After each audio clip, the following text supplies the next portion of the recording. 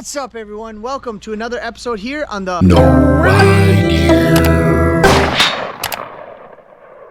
YouTube channel. Today, my brother is going to be smoking a chicken, and so he got a new toy. So come along. This is gonna be awesome. I'm in my brother's man cave right now. I got one of these. Hold on, let me. So my brother has an Uni, which is kind of like a pizza smoker. He's got the Masterbuilt, which is a smoker. Pretty good at that. Let me show you what else this my brother has. He's got this that he's turning into a smoker. He's got this, he's turning into a smoker. And he's got this that he's turning into a smoker. So basically, my brother has an unhealthy addiction to smoker stuff. So yeah, I don't know. Oh, hey, he's right there. He busted me. So check this thing out. Adam, show us the new addition to your smoker collection. This is called the Halftime Smoker. As far as I know, there's not a whole lot of information out about it. Popped up on my algorithm. Go figure. And so smoking you just meat, buy right? shit. So bought it and just got it today. It's supposed to cut the time in half. Do everything, do a brisket, pulled pork in half the time. That's how they told it that. Drip pan. Line the drip pan with foil for easy cleanup. We really don't know an ambient temperature in here. So I'm going to take my old Weber thermometer. iGrill 2. We're going to use that for ambient temp. Chicken right in the middle. Comes with two other cooking grates. So the chicken's going to go right down here on the bottom one. Kind of got to be a little, you got to go on at a little bit of an angle. So one thing that would be a little challenging is if, say you wanted to put 3 layers of meat, put 1 layer on the bottom. You can't put this layer in without turning the cooking grate to an angle in the middle one. So these are rib racks. You put these to the second and third bone of the rib and you hang them right here. Your ribs hang into the barrel. We're going to use the chicken. This comes with this. The chicken hanger doohickey. I don't know. Goes right up the pooper of the chicken and comes out the neck. And then this. Set it right in there. We're going to put charcoal in it. We're going to get it lit up. Get her start warm up. Get the temperature heated up. It is brand new, so burn off whatever little oils and stuff there are. Crack a beer. Have the wood in there already. Yep. And now you're using Kingsford original briquettes. Calls for the instant light one, so we didn't get the instant light one, so we're gonna have to use a little lighter fluid with it. Because the concept is, this isn't what's giving it its flavor. No. This is just heat. Just the heat source. So this takes about 12 pounds. It's a 16-pound bag. You put that on.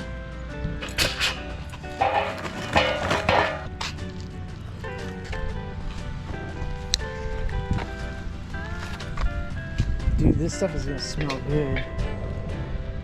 It looks cool. We're less than 5 minutes in and we're already about 175. Just crossed over 175. Oh, So yeah, and those coals aren't like... we might need some more lighter fluid.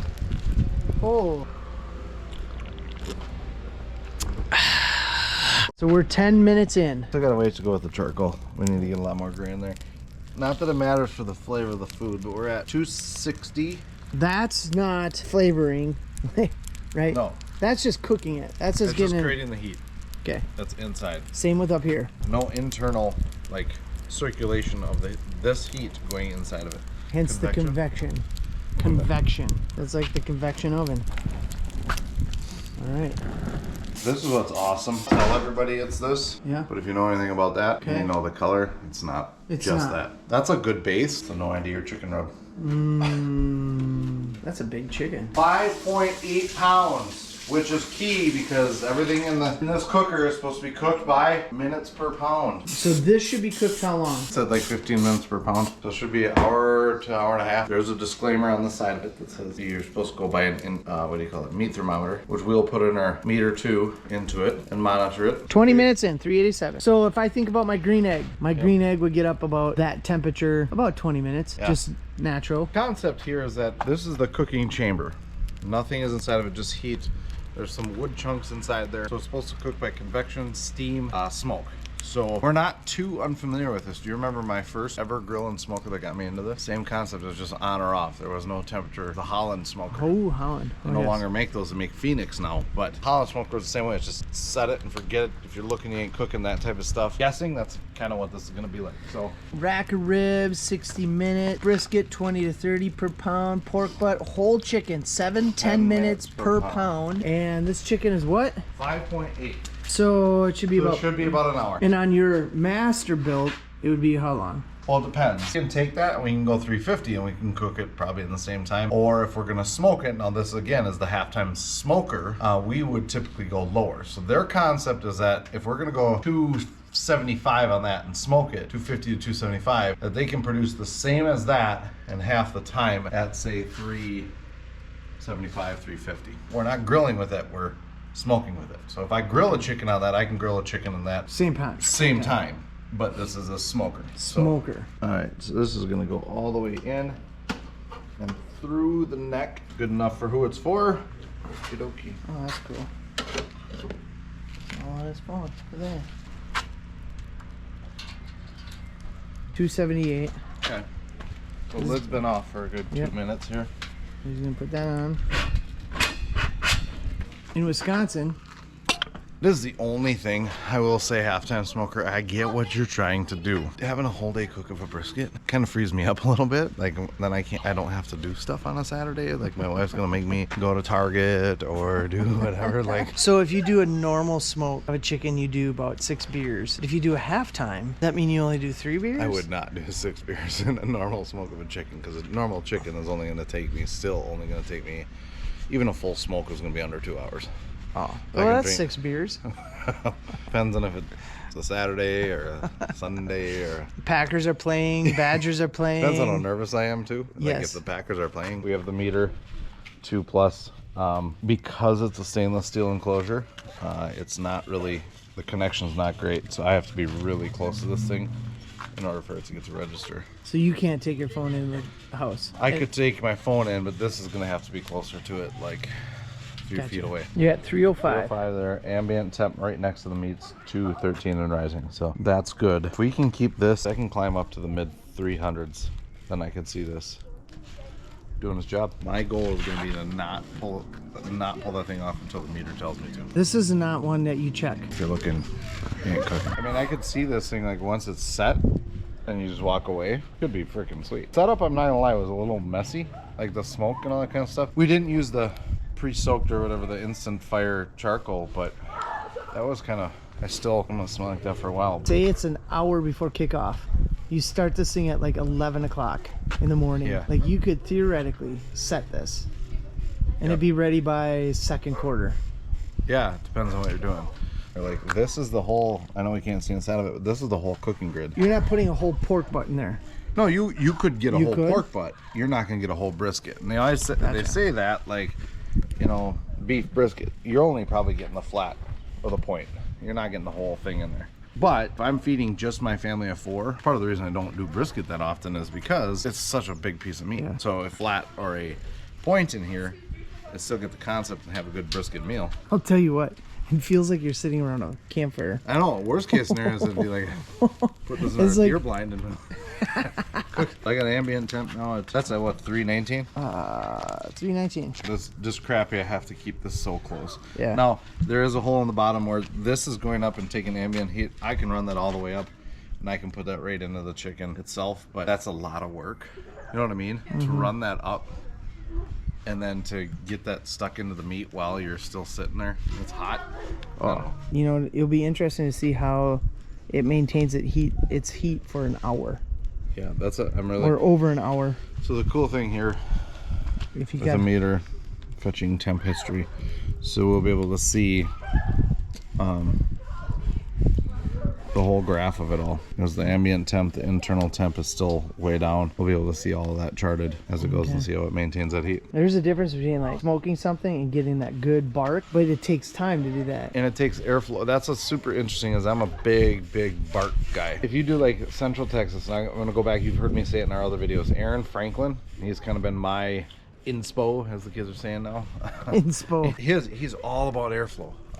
Making sure you have a ton of airflow. There's obviously nothing in here. At the same time, Luke Simingson, who makes the LSS mods for the Masterbuilt over there, that's all about these upright smokers that are kind of like airtight, forced air into them using fireboards and automated fans and things like that. So I just don't know from a bark standpoint. You have to have that real wood, which we do. We have it in there. I haven't seen it smoking yet. You have to have that real wood and you have to have airflow. So I just don't, from a pork butt and brisket standpoint, I don't know if you're gonna be able to get that super big bark, but we'll see. Still running about 320 internal ambient. You can see the drip pan down below doing this beautiful job. Thing is, the wood chunks, as it says on the recipe on their website, didn't really kind of smolder like we had hoped. So there's probably not going to be much of a smoke to this at all.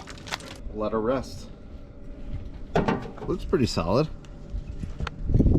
Like to see a little more color out of it, but this is the remnants. We'll come back to this afterwards.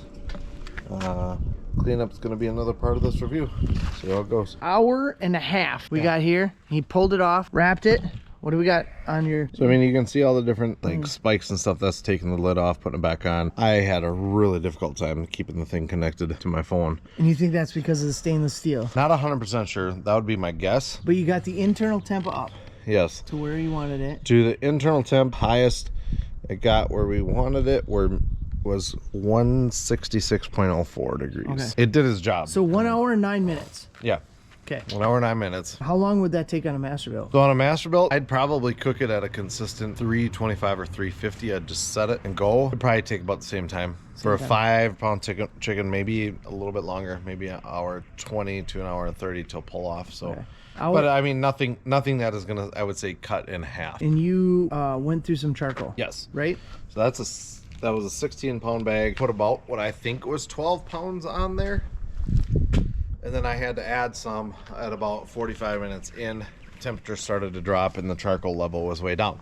Okay. So we ended up going through about almost 16 pounds of charcoal in one cook to keep it at about 340 And that's for an hour and 9. for an hour and 9. Okay, so if you're gonna do something more, say hour and a half, 2 hours, you're looking at... You're gonna need a 20 pound bag of charcoal.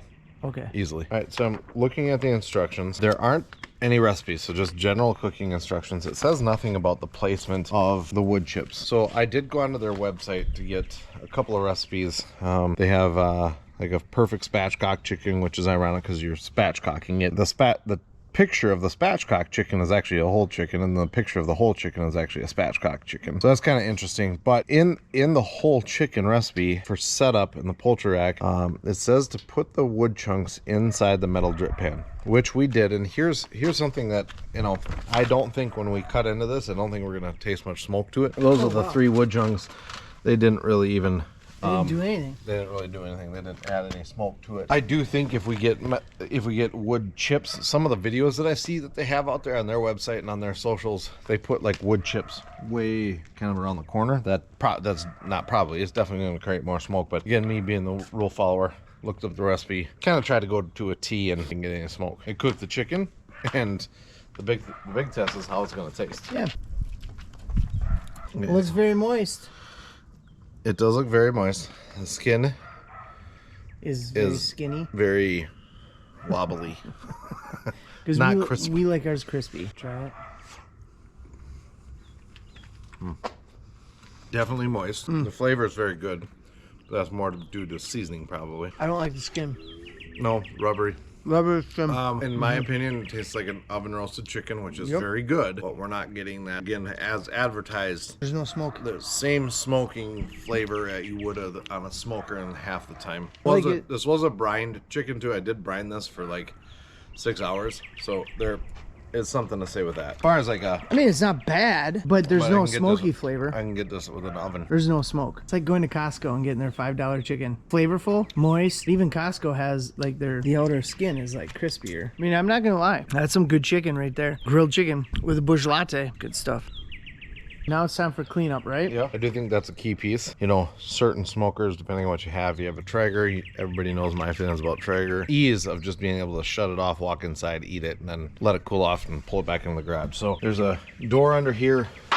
There's obviously a ton of ashes and charcoal. So we're gonna pull that out. Use that and kind of shake it all down into there.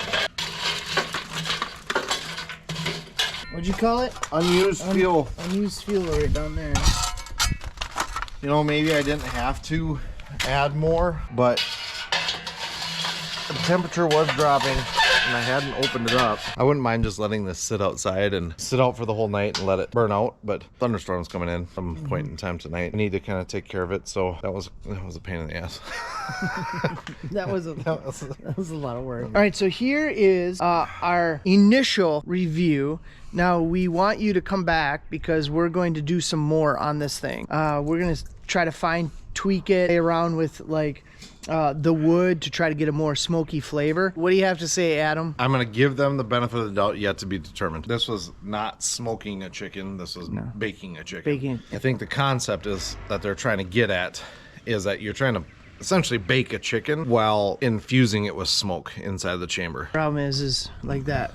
That's not smoked. No. That's not charring. I'm not going to write it off just yet because I do think them the benefit of the doubt, saying that we may have screwed up a little bit. Here's our plan. Let's check out a pork butt. Let's check out brisket flat. Let's check out some chicken wings, maybe some burgers. Let's just check out a number of different cooks. So stay tuned because I think we got some things planned where we want to kind of run this thing through the ringer. Again, this was like an initial review. I will say I'm still skeptical. Fuel, going through a lot of that's a big thing. That's a big question mark. And then just overall the concept of infusing smoke and then cooking it half the time. I get it. Treating it more like an oven, but again, I can do the same thing on a different smoker that maybe provide the same amount of smoke at just a higher temp. It's a very interesting concept. It is, and price point isn't, I mean, about $350 at the time of this recording. Again, I am not saying no to it just yet. I still have some skepticism in regards to, again, what's our end goal? Smoked meat in an efficient and simple manner. Oh, damn. That rub that's good. That dry. All right, so there you have it. This is the initial review.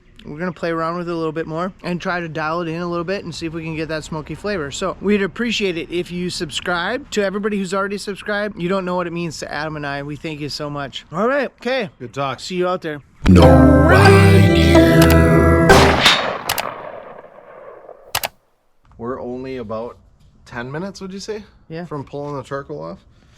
And everything is all cool to the touch. So that's, Okay. That's I'd say nice. definitely a nice So you can pull that back in.